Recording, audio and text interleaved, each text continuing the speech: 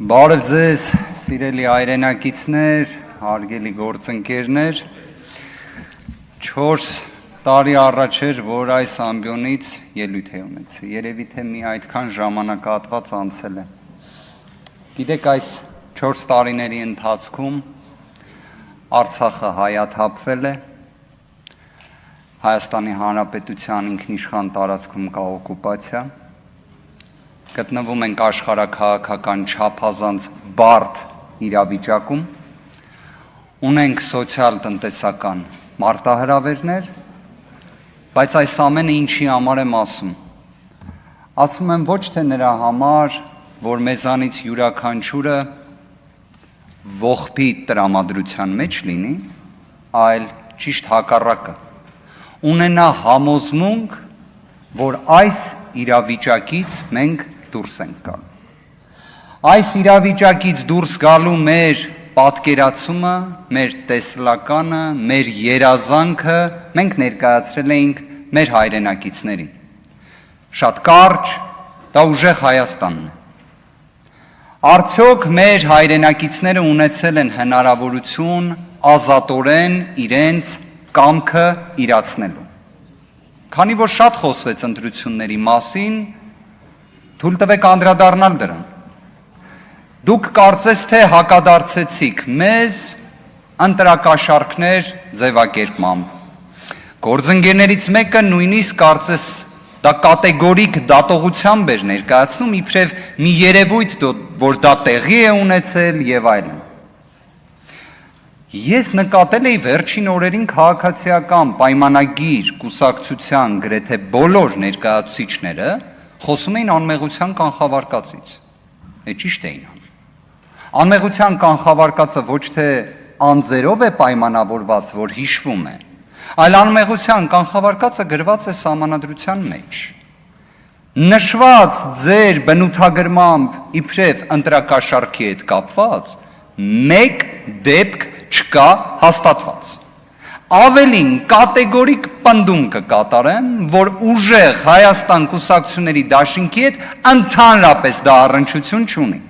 Բայց եկեք ոչ թե իմ կարծիքը հայտնեմ, այլ եկեք սահմանադրական դատարանի, որի կազմի մեծամասնությունը այլևս ձեր իշխանության ժամանակ է ձևավորվել։ Երևի թե ձեզ է ասում սահմանադրական դատարանը։ Ասում է, որ բոլոր այն ձայնագրությունները, որոնց հղում տալով դուք կարծիք եք ձևավորել, հանրությանն էլ մեր տեղեկատվական տերորի եք ենթարկել, չէր կարելի անել։ Դուք պատկերացնում եք, դուք ամբողջ նախընտրական քարոզարշավը խոսում էիք այդ ձայնագրություններից։ Հակակոռուպցիոն կոմիտեն ամեն օր խոսում էր այդ ձայնագրություններով, սահմանադրական դատարանն ասում է, որ դա չէր կարելի անել ընդհանրապես, որ դա ազատ քաղաքական մրցակցության խաթարում է։ Երևի չէիք կարդացել ոչինչ։ Մյուս հանգամանքը սահմանադրական դատարանը պարզում ասում է, որ այդ կենսաթոշակը, որ բարձրացրել եք, լավ չեք արել։ Դա պետք է կանոնակարգվի, ասում է, որ դա նման է սոցիալական կաշառքի, որ պետք է օրենսդիրը դրա վերաբերյալ լուծումներ տա։ Դե երևի դրանից էլ տեղյակ չեք։ Մյուս հանգամանքը սահմանադրական դատարանը ասում է, որ դուք վարչական ռեսուրս եք չարաշահել, ատելության խոսք եք տարածել։ Ուղղակի այս ամբողջը արձանագրելով, Բարգավաճ Հայաստան կուսակցության այդ տեղի ունեցածը ձայնագողության տեսանկյունից արձանագրելով վերջում ասում է, որ այդ ամեն ինչը ազդեցություն չի ունեցել ընտրության վերջնական արդյունքների վրա։ Դե դա էլ հիշենք, որովհետև սահմանադրական դատարանի կազմը, ոնց հիշում ենք, ձևավորվել է այլևս ձեր իշխանության պաշտոնավարման ժամանակ։ Իդեպ ակնկալել անկախության այդքան բարձր աստիճան, կարծում եմ կլինի միամտություն, բայց մի բան էլ ասեմ, դուք շատ խոսում եք եվրոպական արժեքների մասին։ Կարող եք օրինակ եվրոպական մեկ երկրի օրինակ բերել, որտեղ կենտրոնական ընտրական հանձնաժողովի նախագահը նախքան մեղմ ասած պատասխանատու ընտրությունների օրը, այսինքն մի հատ ժամանակագրային ինչ որ հատված վերցնենք,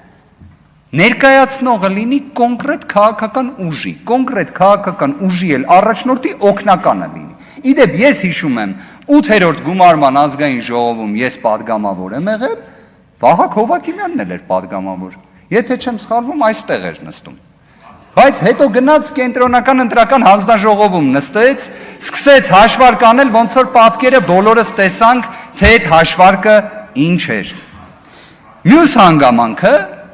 կարծես Ռուբեն Ռուբինյանը նշեց, որ հայ հասարակության կողմից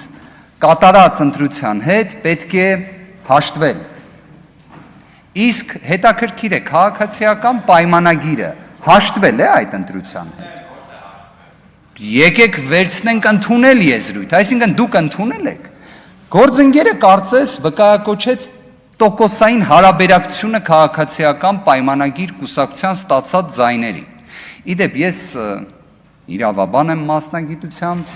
ընդունված է ասել, որ իրավաբանները թվերը եւ այլն այդքան է չեն սիրում։